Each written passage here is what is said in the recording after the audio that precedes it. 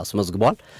ሌላ አዲስ ክብረ ወሰን ደግሞ አርሰናል በዘንድሮው ዓመት 1-0 በሆነ ውጤት ሲያሸንፍ ለ10ኛ ጊዜ ነው። 1-0 ውጤት ሲያስመዘግብ ለ10ኛ ጊዜ ነው። በአንድ የውድድር ዓመት ብዙ ጨዋታዎች በአንድ ጎል ልዩነት ወይም በ1-0 በማሸነፍም አዲስ ክብረ ወሰን ያስመዘገበበት ጨዋታ ሆኖ አልፏል። ከዛ ውጭ 100ኛ ጎል ዘማግቢስ ላይ ኒውካስል ላይ አስቆጥሯል። የተለያዩ 5 ክለቦች ላይ 5 ጎል በማስቆጠር የሊቨርፑልን ክብረ ወሰን ተጋርቷል። ማንቸስተር ዩናይትድ ነው 6 የተለያዩ ክለቦች ላይ ብዙ ጎሎችን በማስቆጠር ክብረ ወሰን ያለው ክለቡ ነው የተመዘገበው። ከ6 ዓመታት በኋላ ከ2021 የውድድር ዓመት በኋላ ለመጀመሪያ ጊዜ በደርሶ መልስ ኒውካስልን ያሸነፉበት ጨዋታ ሆኗል። አሁን ኒውካስል ከቶፕ 5 ወይም ከቶፕ 6 ከቶፕ 7 ይልቅ የሚቀርበው ለወራጅ ቀጠና ነው።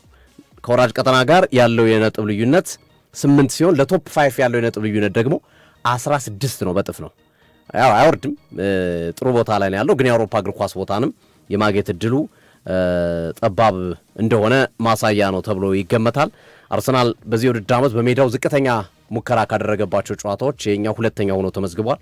0.64 ኤክስጂ ነው ያስመዘገበውና በውድድር ዓመቱ ዝቅተኛው ሁለተኛው በሜዳው ያስመዘገበው ዝቅተኛ የሙከራ መጠን ወይም የኤክስጂ ሬት ተብሎ ተመዝግቧል። በጨዋታው ላይ እንግዲህ 3 ተጫዋቾች ጉዳት አስተናግደዋል። አርሰናል ኒውካስልን በኢዜ ብቸኛ ጎል ባስሸነፈበት ጨዋታ ላይ ኢዜ ራሱ ጎል አስቆጣሪው ካይ ሃቨርዝና ጋብሪኤል ማርቲኔሊ ነው የተጎዱት በዚህ ሂደት ውስጥ ማለት ነው። ኢዜ ሁለተኛው አጋማሽ ላይ የወጣ ተጫዋች ሲሆን ካይ ሃቨርዝ ቀድሞ የወጣው ተጫዋች ካይ ሃቨርዝ ነው በመጀመሪያው አጋማሽ ጉዳት አስተናግዶ የወጣው። የካይ ሃቨርዝ ጉዳት ሲታይ ጠንካራ ይመስል ነበረ። ምክንያቱም ቀጥታ አይቶ ከሆነ ወደ መልበሻ ክፍል ነው የገባው ይሄ ተጫዋች ግሮይን ነው ያጋጠመው። ግሮይን ኢንጆሪ ነው፣ ልክ እንደ ሮድሪ ማለት ነው። የግሮይን ኢንጆሪ ነው፣ ቀጥታ ነው የገባው ወደ መልበሻ ክፍል እና ያው ተጫዋች ብዙ ጊዜ ወደ መልበሻ ክፍል ሲገቡ ጉዳት አስተናግደው ያው ብስጭት ነው። በዚህ ሰዓት ለምን ተጎዳው፣ በዚህ ሰዓት እንዲህ አይነት ጉዳት ገጥመኛል ብሎ ነው በብስጭት ነው የምገባው። ሁለተኛ ደግሞ እና ሜጀር ዋነኛው ነገር ግን ሜዲካል ትሪትመንት ወዲያው መደረግ ስላለበት ነው። እንድትቀመጥ አይፈቀድልም። እንደዚህ አይነት ጉዳቱ ሲያጋጥሙ ቶሎ ሕክምና ክፍል ገብተ ሜዲካል ትሪትመንቶች አሉ፣ ይበልጥ ጉዳቱ እንዳይባባስ የሚያደርጉ ማለት ናቸው። ስለዚህ ሜጀሩ ሜዲካል ትሪትመንቱ ነው። ግን በዛውም ደግሞ ተጫዋች ስለሚበሳጩ ይገባሉ ቶሎ ወደ መልበሻ ክፍል እና ካይ ሃቨርዝ በዘንድሮው ውድድር ዓመት አይ ቲንክ 4ኛ ጉዳት 5ኛ ጉዳት ግርምዬ ይሄ ተጫዋች በሚገባው ልክ አገልግሎት አልሰጠም። ተጎዳ፣ መጣ፣ ትንሽ ተጫወተ፣ መልሶ ተጎዳ፣ መጣ፣ አሁን ደግሞ እንደገና ተጎዳ። ካይ ሃቨርዝ ይብዛ ሚነስም ተጫዋቹ እየተተቸም ቢሆን አስተዋጽኦ እያደረገ ነው። ለምሳሌ ሲቲው ጨዋታ ላይ ጎል አስቆጥሯል። አርሰናል ቢሸነፍም የኒውካስሉ ጨዋታ ላይ አሲስት ያደረገው እሱ ነው። በመጣባቸው በቃ ከጉዳት ባገመባቸው ጨዋታዎች በሙሉ እየመጣ ጎል ያስቆጥራል፣ አሲስት ያደርጋል።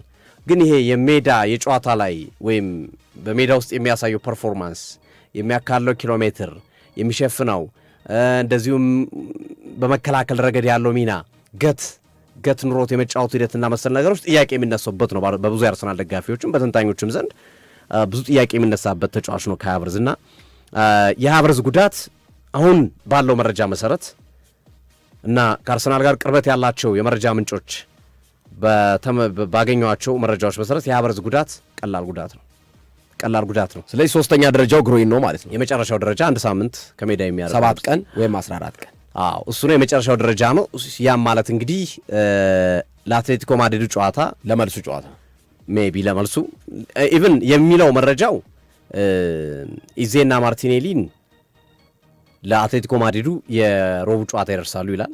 ሃቨርዝም በተመሳሳይ ሊደርስ ይችላል፣ ግን ቢያንስ ለቅዳሜና ለእሑድ የፕሪሚየር ሊግ የፉላም ጨዋታ የመድረስ እድል አለው የሚል ሀሳብ እየተደመጠ ይገኛልና የኢዜ ጉዳት በሚመለከት ኢዜም ተቀይሮ ነው የወጣው።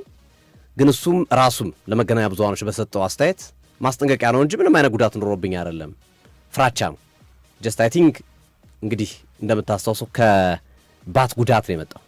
የባት ጉዳት አስተናግዶ የተወሰኑ ሳምንታትን ቆይቶ ነው የመጣው።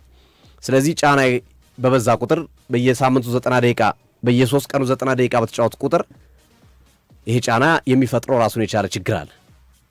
ስለዚህ ያንን ጫና በመፍራት የተደረገ ለውጥ ወይም የማስጠንቀቂያ ቀያሪ እንጂ ምንም አይነት ጉዳት የለብኝም ብሏል። ምንም አይነት ለየትኛውም ጨዋታ ደርሳለሁ በቀጣይ ቀናቶች ለሚከናወኑ ጨዋታ ሲል ኢዜ አሳውቋል። ስለዚህ የኢዜ ጉዳት በራሱ አንደበት ተፈቷል ማለት ነው። ጋብሪኤል ማርቲኔሊም ልክ ጨዋታው እንደተጠናቀቀ አይታቸው ከሆነ የአርሰናል ተጫዋቾች እንዲሁም ብዙ የአርሰናል ደጋፊዎች የተጫዋቾች ድካም የገባቸው ጨዋታው ሲጠናቀቅ ነው።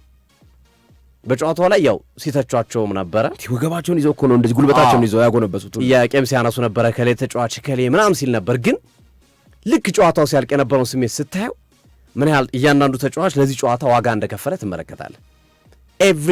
አንድም ተጫዋች አልቀረም ሲያጎነብስ ሲወድቅ። ራይስ ወድቋል፣ በዛ ቤናዊት በዚህኛው ወድቋል፣ ማርቲኔሊ በዚህኛው ተዘርግቷል።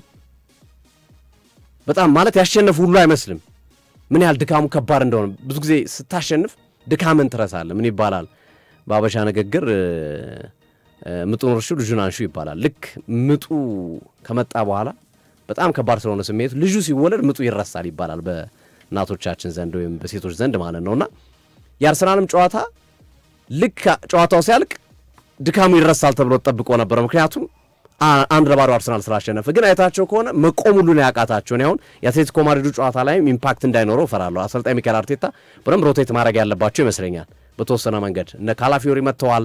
እንደዚሁም የሻምፒዮንስ ሊግ እግር ኳስ በባህሪው እንደ ፕሪሚየር ሊግ አይደለም። ፕሪሚየር ሊግ 7 ተጫዋች ነው የሚፈቅድልህ። ለዛ ነው ካላፊዮሪ ደርሷል እኮ ለኒውካስሉ ጨዋታ ኦቨር ቤንች ያደረጉት ከሱ የተሻሉ ተጫዋቾች አሉ ብለው ስላመኑ ነው። እንደውም ተናግረዋል ሚኬል አርቴታ በቀጣይ ዓመት ፕሪሚየር ሊጉ ይቀይረዋል ብዬ አስባለሁ። 21-22 ተጫዋቾች እንደሚፈቅድልን እጠብቃለሁ በቀጣይ ዓመት። ዘንድሮ ግን ተቸግረናል። ኖርጋርድን፣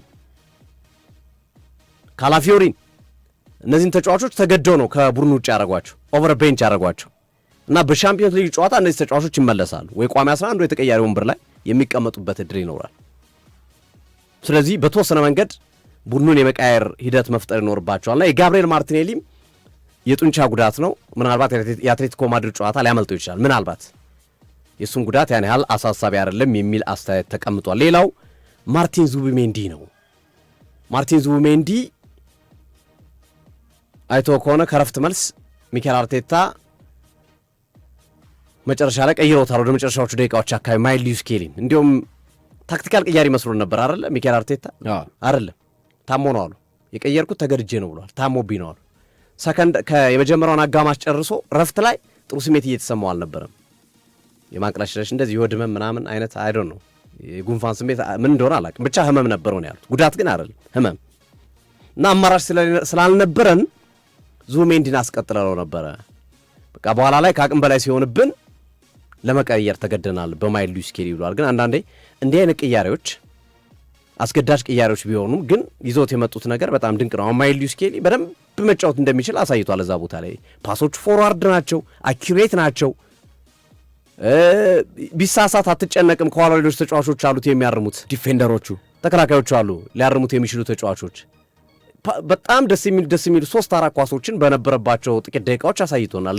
ለክርስቲያን ለማን ነው ለማርቲን ኦዲጋርድ የሰነጠቀው ኳስ፣ ረጅም ኳስ፣ ለሳካ የጣለለት ኳስ እና መሰራ አሪፍ በጣም ማን ነው ዙቢሜንዲ በ90 ደቂቃ ያልሰራውን ነገር ሲሰራ አይተነዋል። እና አንድ አማራጭ ነው አሁን በአትሌቲኮ ማድሪድ ጨዋታ ላይ ሚኬል አርቴታ አሁን አወይ ነው ጨዋታው ሜዳ ላይ እድል ይሰጣል የማስተካከል ቀይራ አስገብተ የቡድን ጨዋታው ላይ ውጤት የማስተካከል እድል ይሰጣል። እሱ አሁን የአትሌቲኮ ማድሪዱን አወይ ጨዋታ ላይ እንደ ማይል ሉዊስ ስኬሊ አይነት ተጫዋቾችን መሞከር ትችላለህ። ካልሆነ ሰከንድ አፍ ትቀይርና ታስተካክለዋለህ ቡድንን። ጨዋታው ሞክሪያ ነው እያልኩ ሳይሆን በጣም ጠንካራ ጨዋታ ነው። ግን ያለ አማራጫውን ከቀሩት ጨዋታዎች ቡድንን በተወሰነ መንገድ ሪፍሬሽ የምታረግበት ወይም ለፉላሙ ጨዋታ ዝግጁ የምታረግበት እዚህኛው ጨዋታ ላይ ደቂቃዎችን በማመጣጠን ሁሉም ጨዋታ እንደው ሙሉ ሰዓቱን ይረፉም ሳይሆን በተወሰነ መንገድ ማመጣጠን ያረጉታል። አርቴታ እንዲህ አይነት ብልጠት አላቸው ወይ? እንዲህ አይነት ነገሮችን ያረጋሉ ወይ? እንግዲህ ከበሰሉ አብረን እናያለን። በሮቡ ጨዋታ ላይ ግን በተወሰነ መንገድ ሮብ አሁን ቅያሬዎችን ማድረግ ይኖርባቸዋል። ለምሳሌ አሁን ሙስኬራ መግባት አለበት ተከላካይ መስመሩ ላይ፣ ካላፊዮሪ መግባት አለበት። ኢንካፔ በጣም ደክሞታል፣ ማረፍ አለበት። የጨዋታው ማን ኦፍ ዘ ማች መባል የነበረበት ተጫዋች ነው ኢንካፔ በዛ ጨዋታ ላይ። ሚዱ ላይ ዙቢሜንዲ የለም። ዙቢሜንዲን በማይል ሉዊስ ስኬሊ መተካት ወይም ክርስቲያን ኖርጋርድ ማጫወት ትችላለህ። ሳካ መግባት አለበት በደንብ ጨዋታዎች ላይ እየተላመደ እንዲመጣ። ትሮሳርድ መግባት አለበት፣ አርፎ መጥቷል። ዮኮሬሽ ሰሞኑን አልተጫወተ፣ መግባት አለበት። እንዲህ ሪፍሬሽ ታደረገውና ፉላም ላይ ስትመጣ ደግሞ ለይበልጥ ጠንካራ ቡድን ተጠቅመ መልሱ ላይ ደግሞ ያለ የሌላ ኃይልን ተጠቅመህ የሆነ ችግር ከተፈጠረ 1-0 ከተሸነፍክ እንደ አይነት ነገር ካጋጠመ ትቀይር አቻ ወጥተህ ከመጣ በጠባብ ውጤት አሸንፈህ ከመጣ ምናምን ለአርሰናል ኤምሬትስ ስቴዲየም ላይ በሙሉ ኃይሉ ተጫውቶ ውጤቱን የሚቀለብስበት እድል ስላለ ያንን ማድረግ የሚችሉበት አጋጣሚ ስላለ እሱ ሊጠቀሙ ይችላሉ። እነዚህ ተጫዋቾች ላይ ነው እንግዲህ የጉዳት ዜናዎቹ በስፋት የተደመጡት። የአርሰናል የጉዳት ዜናም በዚህ መንገድ አብዛኞቹ ዜናዎች የሚያስደነግጡ እንዳልሆኑና በተለይ የካይ ሃቨርትዝ አስፈሪው የነበረው ጉዳት ቀላል እንደሆነ ሚኬል አርቴታ በጋዜጣዊ መግለጫ ያረጋገጡበትን ሂደት የተመለከትንበትን አጋጣሚ አይተናል። ስለዚህ ለአርሰናል ይህ ሳምንትና ቅድም እንዳልነው ቀጣዩ ሳምንት ወሳኝ ነው። ከዛ በኋላ እረፍት ነው። የዋንጫው ጨዋታ ከደረሰም ሻምፒዮንስ ሊግ ከፕሪሚየር ሊጉ ጨዋታ በኋላ ነው የሚያደርገው። ከዌስትሃም ጨዋታ በኋላ ሳምንት እያረፈ ነው የሚጫወተው። በርንሌይ ሳምንት አልፎ ነው የሚገጥመው። የመጨረሻውን ጨዋታ ከፓላስ ጋር ሳምንት አልፎ ነው የሚገጥመው። ስለዚህ እነዚህ ቀጣዮቹ 4 ጨዋታዎች የአትሌቲኮ ማድሪዱ የሮቡ ጨዋታ፣ የፉላሙ የቅዳሜና የእሁድ ጨዋታ፣ እንደገና የመርሱ የአትሌቲኮ ማድሪድ ጨዋታና የዌስትሃም ጨዋታ ወሳኝ ጨዋታዎች ናቸው። እነዚህን በጥሩ ኃላፊነት ከተወጡ እነዚህን በጥሩ መንገድ መወጣት ከቻሉ የሁለትዮሽ ዋንጫ ተስፋቸው ሊለመልም የሚችልበት እድል ሰፊ ይመስላል። ግን አንድ አስተያየት ተመለከትኩኝ። አስተያየቱን የላከው ፒተር የመድፉ ነው። አርሰናልም እኮ በ11 ቀን 4 ጨዋታ ነው የሚጫወተው። ኒውካስልን ገጥመን አትሌቲኮን እንገጥማለን፣ ከዛም ፉላምን፣ እንደገና አትሌቲኮ ብሏል። ከሲቲ ጋር ያለውን ልዩነት ቁልጭ አድርጎ ማስቀመጥ ተገቢ ነው ብዬ ስላሰብኩ ነው። ይህንን ፌክስቸር ወስደን ሲቲ ካጋጠመው ፌክስቸር ጋር እንመልከት። ኒውካስልን የገጠመው የት ላይ ነው? ኤምሬትስ ላይ ነው የገጠመው። ሶፊ በሜዳ መጫወትና ከሜዳ ውጭ መጫወት አድቫንቴጅ አለው። በቀደም ኒውካስልን ከሜዳ ውጭ አርሰናል ገጥሞ ቢሆን ኖሮ ዱ ዩ ቲንክ 1-0 አርሰናል አሸንፎ ይወጣ ነበር? በዛ እንቅስቃሴ በነበረው እንቅስቃሴ ሜዳው አንድ አድቫንቴጅ አለው። ደጋፊው መጮው፣ የደጋፊው ሁኔታ ኒክ ፖፕ ጥፋት ሰርቶበት የኮሬስ ላይ በነገራችን ላይ የዳኛው ውሳኔ እኔ ልክ ነው ከሚሉት ወገን ነኝ። ቢጫ ካርድ መስጠታቸው ማለት ነው። ግን የሚያከራክረው አርቴታ ግን 10 ጊዜ አይቼዋለሁ 10ም ጊዜ ቀይ ካርድ ነው ብሏል አርቴታ። የሚያከራክረው ግን ኮንሲስተንሲ ነው። ዊሊያም ሳሊባም ተመሳሳይ አይነት ነው ከበርማውዝ ጋር ቀይ የተሰጠው ባይዘው ልክ ኒክ ፖፕ የኮሬስ ላይ እንደሰራው አይነት ነገር ዊሊያም ሳሊባ ደግሞ በርማውዝ ላይ በቀይ የወጣበት አይነት ነገር ለምንድን ነው ተብሎ ሲጠቀስ አይ ሌላ ተጫዋች እኮ አለ በርማው የአርሰናል ተጫዋች የሚደርስ ተጫዋች አለ እየሮጠ የነበረ ተጫዋች አለ ሲባሉ ምንድነው መልስ የሰጡት? አይ ላይደርስበት ይችላል የሚል ነገር ነው። ዘ ሴም ቲንግ ኒክ ፖፕ የኮሬስ ላይ ጥፋት ሰርቶ ሌላ ተጫዋች ኦፍ ኮርስ አለ የመጨረሻ ሰው ነው እንዳንለው ግን ላይደርስበት ይችላል ተብሎ ለምን ታዲያ በዚህኛው አልታሰበም? ይሄ ነው የሚያከራክረኝ እንጂ እኔ ኒክ ፖፕ የመጨረሻ ሰው አይደለም ከሚሉት ወገን ነኝ። እኔ ሌላ አንድ የኒውካስል ተጫዋች እየሮጠ ነበር ከበስተጀርባቸው ማለት ነው። ግን ከኮንሲስተንሲ አንጻር ለሳሊባ ከተሰጠው ቀይ ካርድ አንጻር ከመገምገም ነው። ግን ለኒክ ፖፕም ቀይ ካርድ መሰጠት ነበረበት።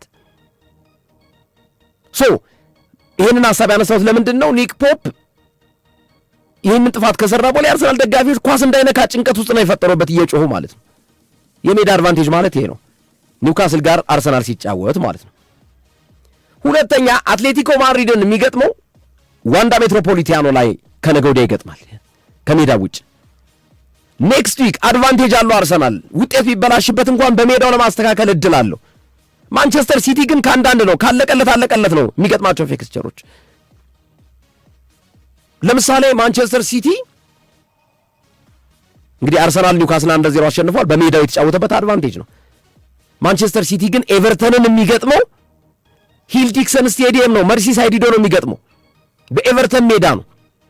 ከዛስ መሀል ላይ መግባት አለበት የምንለው ጨዋታ ከበርማውዝ ጋር ቫይታሊቲ ላይ ነው፣ በበርማውዝ ሜዳ ነው የሚደረገው። ልብ በል 2 ከሜዳ ውጭ አዌይ ነው የሚያደርገው። ሶስተኛ ቼልሲን ለዋንጫ የሚገጥመው ከሜዳ ውጭ ነው፣ ለሁለቱም ሜዳ ውጭ ነው፣ ዌምብሊ ላይ ነው የሚጫወተው። አንዴ ከሳተ ነው ላስተካክል የሚል እድል የለውም። የአርሰናል ፊክስቸር የተሻለ ነው የምንለው ኦፍኮርስ እንዳልከው በ11 ቀን 4 ጨዋታዎች ያደርጋል። ግን አርሰናል በአትሌቲኮ ማድሪድ ነጋውን 1-0 ወይ 2-1 ቢሸነፍ ሳምንት የማስተካከያ እድል አለው። ደግሞ ማረሚያ የሚባል ነገር አለው። አድቫንቴጁን ከአንዳንድ የሚያጣበት ሂደት የለም። ቀጥሎ ከፉላም ጋር የሚያደርገው ጨዋታ ኤምሬትስ ላይ ነው የሚጫወተው፣ እዛው ሜዳው ላይ። ኦፍኮርስ ሁለቱም የለንደን ክለቦች ናቸው፣ ግን ፉላምን የሚገጥምበት ጨዋታም ደግሞ ኤምሬትስ ላይ ነው። በ18 ቀን 6 ጨዋታ ማድረግና አሁን የአርሰናል አድማጫችን በስንት ቀን ያለው?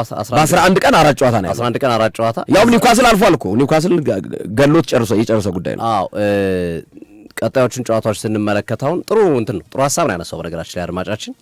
ግን ቅድም አንስተነዋል በደንብ ካዳመጠን የአርሰናልን ፊክስቸር አንስተን ልክ ነው ግን በንጽጽር ነው ያለው። በንጽጽር አሁን እኮ ንጽጽሩን እያስቀመጠ ነው። ሶ በዚህ ሂደት ውስጥ አሁን በ18 በ19 ቀን 6 ጨዋታ ትጫወታለህ። አርሰናል ግን በ11 ቀን እንዳለው 4 ጨዋታ ከተጫወተ ከዛ በኋላ ያሉ ጨዋታዎች የሉትም፣ ሪላክስ አድርጎ ነው የሚጫወተው። ሲቲ ግን አሁንም ሪላክስ አያደርግም።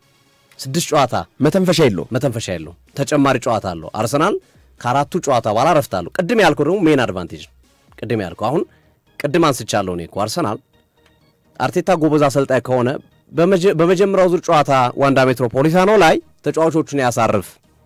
ቁልፍ የሚባሉ ተጫዋቾች የጉዳት ጥንቃቄ የሚፈልጉትን ተጫዋቾች አሳርፎ ይግባ። ለምን መልሱ ላይ ማረሚያ ያድላሉ። ሶ በተወሰነ መንገድ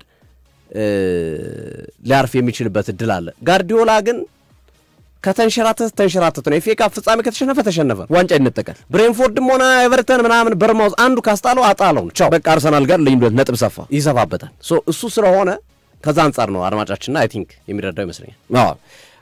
በሌላ በኩል ፉላምንም የሚገጥመው በሜዳው ነው ለማለት ያክል ነው። መሀል ላይ የሚወጣው ፉላም አይደል? አንዱ ልክ ነው። ኤምሬትስ ላይ ነው የሚጫወተው። ከዛ 5 ቀን 6 ቀን አርፎ ዌስትሃምን ያገጥማል። ኤግዛክትሊ አዎ የሚሄደው ከአርፎ ነው በደንብ ሮብ ተጫውቶ እሑድ መሰለኝ የሚጫወተው። ሶ 4-5 ቀን ረፍት አለው አርሰናል። በትክክል እሱን ለማለት ያክል ነው። እሺ አንድ ይሄንን ጉዳይ ያነሳ ነው። ከዛ ባለፈ እንግዲህ ብዙ ነገሮች ተነስተዋል። ከአትሌቲኮ ማድሪድ ጋር በሚኖረው ጨዋታ አትሌቲኮ ማድሪድ ወሳኝ ተጫዋቾቹን ሊያጣ እንደሚችል እየተገለጸ ነው። የተረጋገጠ ተጫዋች ፓብሎ ባሪዮስ ነው። ፓብሎ ባሪዮስ የዲየጎ ሲሚዮኔ ወሳኝ ተጫዋቻቸው ነው። በሱ ላይ ነው ቡድኑ የሚመሰረተው። ፓብሎ ባሪዮስን በሁለቱም የሻምፒዮንስ ሊግ ግማሽ ፍጻሜ ደርሶ መልስ ጨዋታዎች በጉዳት አጥቷል አትሌቲኮ ማድሪድ። ሁሊያን አልቫሬዝ አጠራጣሪ ነው። ይግባ አይግባ የሚለው ማለት ነው። ከገባም ከነ ጉዳቱ ነው የሚገባው። አልቫሬዝ ብቻ አይደለም፣ ዴቪድ ሃንኮ፣ አዲሞላ ሉክማን፣ ሆሴ ማሪያ ሂሜኔዝ፣ እነዚህ ሁሉ ሶርሉዝ እነዚህ ሁሉ ጉዳት ያለባቸው ተጫዋች ናቸው። ከገቡም ከነ ጉዳታቸው ነው የሚገቡት፣ ግን አጠራጣሪ ናቸው። ላይገቡም ይችላሉ። በተለይ ፓብሎ ባሪዮስን ማጣት ብለዋል ዲየጎ ሲሚዮኔ በጣም ህመም ነው። እሱ ነው በቃ ክፍተት ሲሉ የተናገሩበት ሂደት አለ። እንደ መረጃ ይህንን ለመግለጽ ያክል ነው። ጥሩ ሲደርስ ሮብ ደግሞ በስፋት እንመለስበታለን። አድማጮቻችን የአጋሮቻችን መልእክቶችና ድምፅ እናት ባንክ የዚህ ፕሮግራም የክብር አጋር ነው። እናት ባንክ ለሌሎች አጋሮቻችን መልእክቶች ይደመጥና ስንመለስ ማንቸስተር ዩናይትድ ከብሬንፎርድ ምሽት 4 ሰዓት ላይ በኦልድ ትራፎርድ የሚደረገውን ጨዋታ በስፋት እንቃኛ